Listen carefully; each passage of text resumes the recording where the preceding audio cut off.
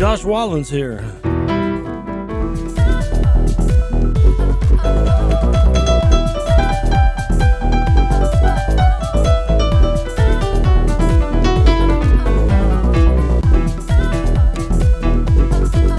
Hey, Luann.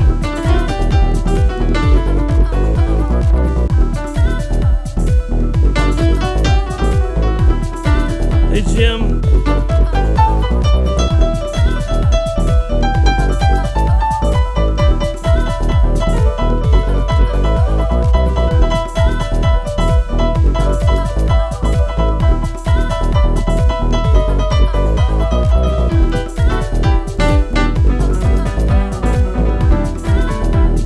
Jamming out a little bit. How's everybody doing today? Good to see you on the show.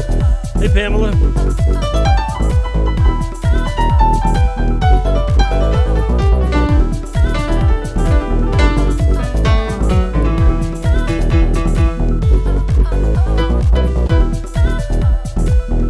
Hello, Josie. Hey, Joe Phillips is here.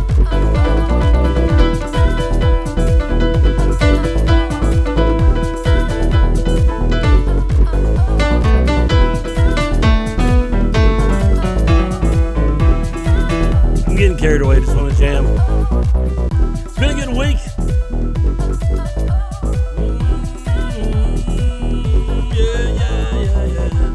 Here we go. You guys ready? Let's do it. We're on the show. It's been a good week. We've had a lot of good guests in this week. Had a great time sharing and talking with everybody. And we're glad you're here. We're glad you're hanging out. Good to see you on the show. A lot of new names jumping in. Everybody's getting logged on to the Vital Acts here. It's that time of day. I like that jam. I just want to jam all day to it because it's like, yeah, let's just jam. I should get my guitar out. Let's jam a little bit. It's been Words Week here. We've been talking about words all week long. Hey, Tina. Hey, Diane. Hey, Kana. What's up? And hey, Heather, how are you doing? You just came here on purpose just because of what I said yesterday. I know that. Hey, Brian Dorton, long time no see, Bubba. How you doing? Good to see you guys on the show. We're talking about words this week. Words, and words really matter. We talk about that, how important they are, and how they really, really matter in our lives. Hey, Annette, how are you doing? And good to see you guys hanging out. Hope you guys are ready for the weekend. I am so ready for church this weekend. I love to get together with the people of God and just worship. That's my favorite part. I love to preach the word, though, too. And just fellowship and celebrate, and all the kids get to learn about Jesus. And most of all, see people change and transformed by His glory and His grace. Hey, Denise, good morning. How are you doing? So you just got me today, no guests. You're just stuck with me, so we're going to hang out together. Hey, Bob, what's going on? Let's sing this song together. It's one of my favorite ones. I say it every day, actually, because I don't sing songs I don't like. And this one's really, I've been enjoying this one a lot, so let's sing it together.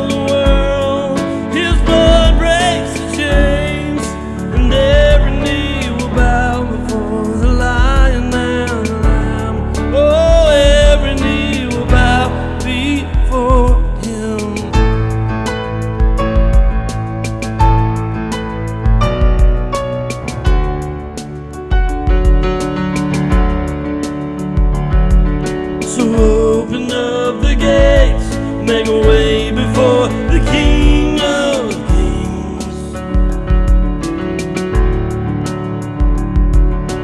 God who comes to save is here to set the captives free. Who can stop the Lord Almighty? Our God is the Lion of Judah. He's roaring with power and fighting our battles. Every knee will bow before him. Our God is the Lamb. He's the Lamb that was slain for the sins of the world. His blood breaks the chains, and every knee will bow before the Lion and the Lamb. Oh, every knee will bow before him.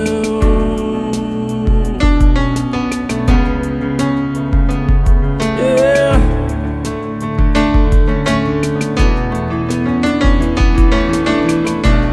Oh,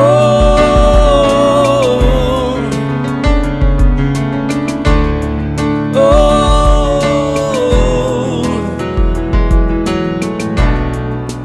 who can stop the Lord Almighty?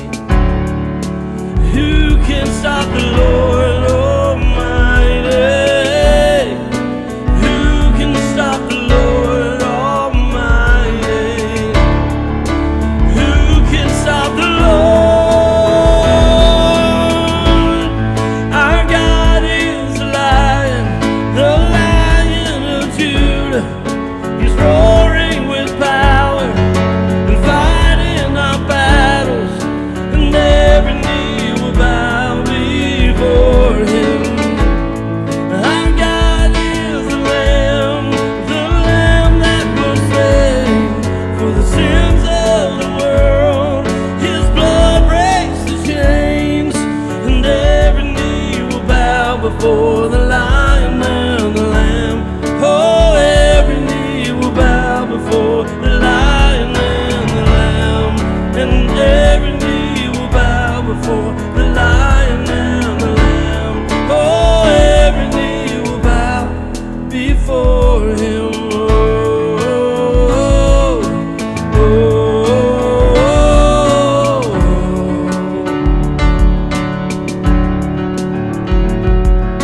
oh, oh.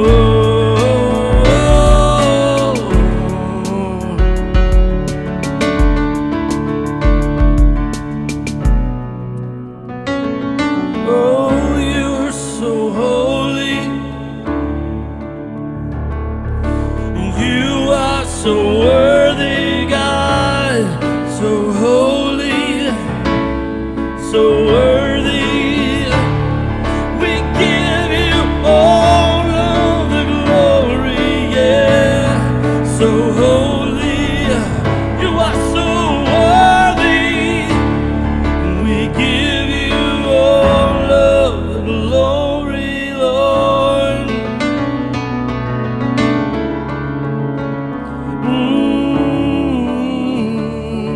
Oh, holy and worthy, most holy God. The angels say you're worthy. We give you all the glory, Lord. Oh, we give you all the glory, Lord. You're worthy, God. We sing holy, and we sing worthy. We sing worthy, and we sing holy. We give you all the glory. Oh, we give you all the glory, Lord. Oh,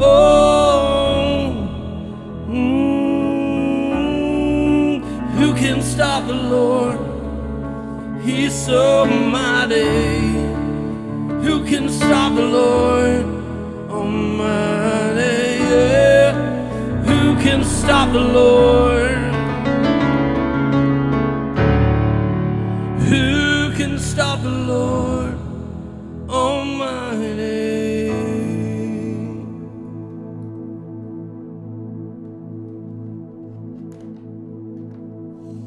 y'all know we serve a mighty God? Good to have you on the show today. Let me just say hi to a couple folks that jumped in there. Hey, Crystal, how are you doing? Hank.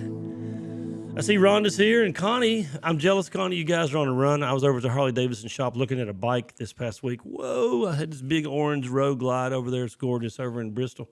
Hey, Devin, you're supposed to be on the show, man. When are you coming? I don't care about that air guitar stuff. Get in here and play the real guitar. Hey, D, how are you doing? Good to see you on the show again today. How's everybody? It's good to see you hanging out. You guys on YouTube, you guys on Facebook, you guys on Periscope, you guys in my mind, whoever you are. Hey, let me just do a couple things before we kind of wrap up our message for this week, and that is to tell you that I placed up a little thing. It's called Thunderclap. And I'm actually asking for some help. So here we are. Help me, help me. It's like I'm like that little fly in The Fly. Did you ever watch the black and white version? Help me. Help me. You ever see that? That was, okay, I'm sorry, it's creepy. We're having our sci-fi moment or our horror flick moment. Okay, it's gone, it's over, it's already gone. And anyway, so what it is, you go on there and don't just share the link. That's good to do that, but you need to click on the link and go down to the bottom and hit support. Now, here's what happens. It gathers your friends. It doesn't do anything to your friends. It doesn't show your friends that you gave their names away or anything. Nothing like that. What it does is, in 30 days, it sends out a one big, huge little advertisement to all their pages. It doesn't, like the little advertisements you see on the right side of your page, everybody will get one of those. That's a part of your friend group. But basically, we share our friends with each other. It's not any kind of takeover. They don't send them any messages privately or nothing like that. So if you want to help out, you can do that. Hey, Pablo. You can do that on Twitter, on Facebook. Just go in there and click, and then just follow. It says support. Right now, we got a total of 8 people knocking it out of the park. So not going so good. So we're trying to broaden the horizons of the show. But if that doesn't happen, it's okay. We're good with what we got. Hey, let's wrap up this week's message. We've been talking about words, death and life, and the power of the tongue. And, a lot of Pentecostals and charismatics kind of misinterpret that or kind of take it out of context. It's really talking about conversation, really, that you can hurt people with your words or you can bless people with your words. That's kind of what this whole message has been about. Hey, John. And so today we're going to wrap up that message as we talk about that.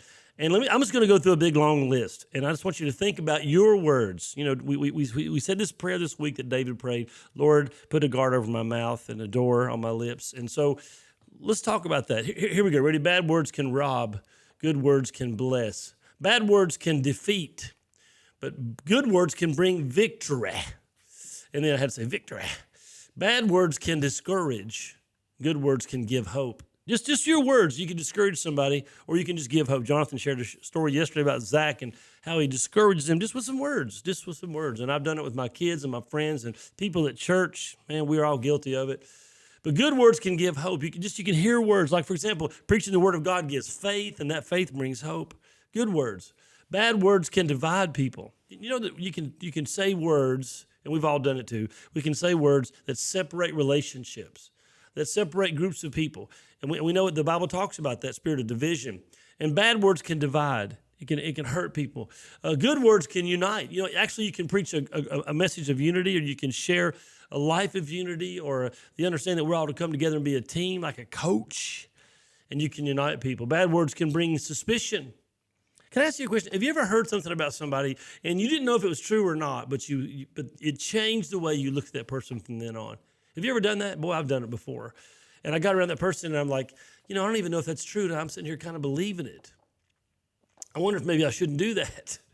And that's what happens. Hey, Brenda, that's what happens with bad words. Bad words can cause suspicion, and you can believe things. Well, he's a really bad person, or she said this or did that, and believe it. And everybody always has their slant. Some people lie, gossip. I don't know. Bad words can bring suspicion, but good words can actually build trust. Have you ever defended somebody and said, you know what, man, I know them, and I think you should reconsider your feelings toward them because I've been around them a lot. I've done this, and I said, I don't think that's who they are. I think they're being misrepresented, or they had a bad moment, or the situation is not exactly like you're being told. Good words can build trust. Bad words can actually create enemies. You know what somebody said about you, and then boom, all of a sudden you have an enemy. But good words can build friendships. And I want you to think about it, because we're talking about words all week long. We've given all kinds of examples.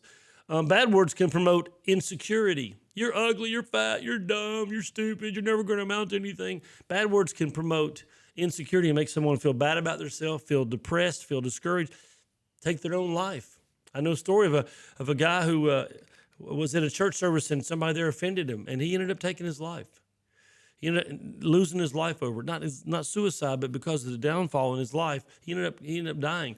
So bad words can cause insecurity, but good words can build confidence. Hey, Daniel, you can say the right things to people. You can say the good words to people. You can encourage people, and the next thing you know, they're starting to grow, and they say, hey, I can do this, or God is going to use me, or God is going to bless me, or even when they're struggling, good words can build confidence. Bad words scream rejection. I've actually had people in counseling sessions tell me that their parents told them, I wish we'd never had you. I wish you'd never been born. Can you imagine? And some of you maybe not have to imagine. Maybe it's happened to you. Said things to people that just blew them out of the water, and they just felt rejected. I love your brother better than you. I wish I'd never married you. I wish I'd never met you. All the terrible things we say. Bad words scream rejection, but good words speak love and acceptance. You start saying, you know what? We've been through some tough times, but we're okay. What's up, bro? We're okay. Things are good. Good words speak love. Let me give you a few more as we wind down the time today. Bad words drain the life out of people. Have you ever said something horrible to somebody and just watched their countenance just go, and then the tears, and they're broken. Bad words can drain you. They can make you feel discouraged and depressed, but good words can fill you up. I've preached sermons before. Can I be honest? I just have a moment of transparency here.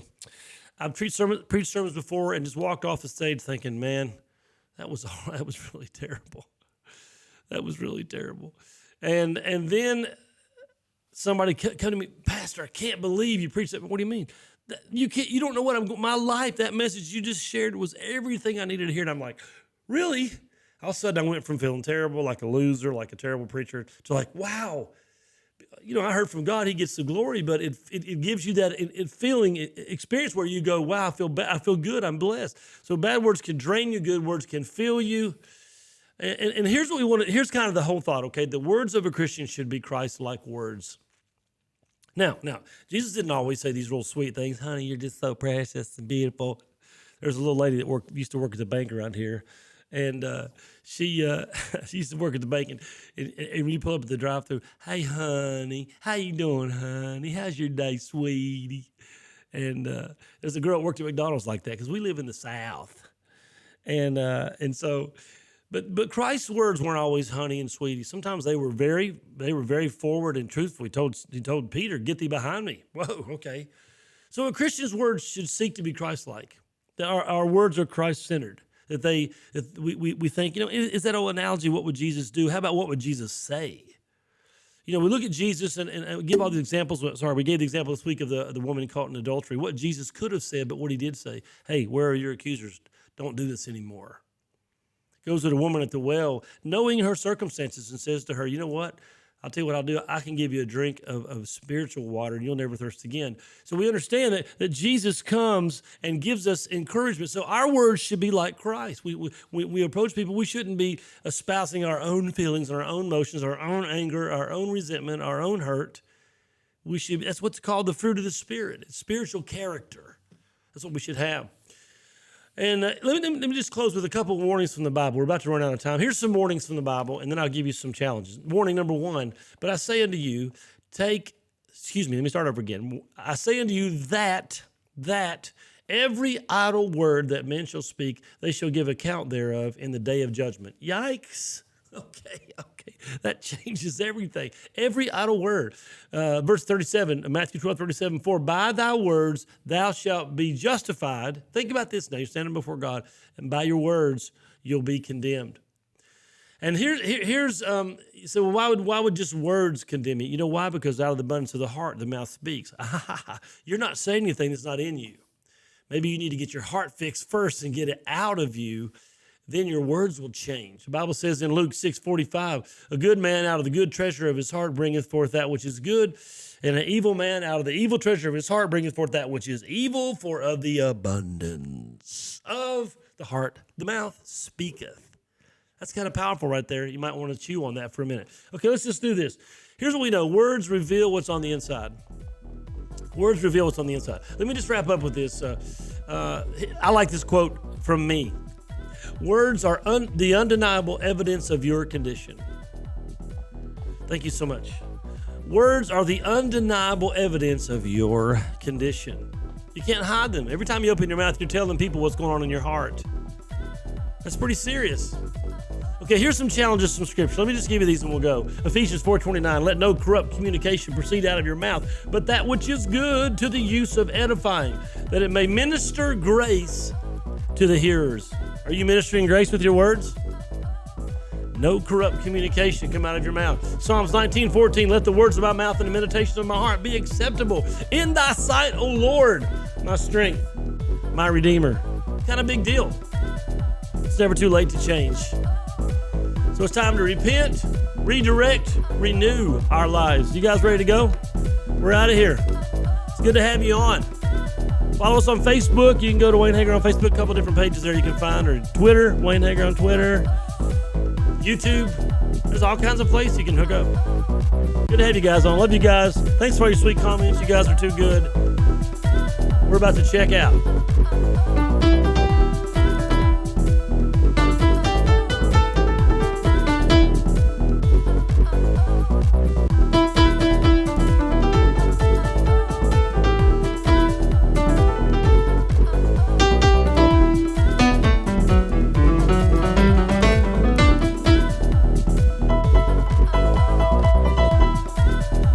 Later, you guys.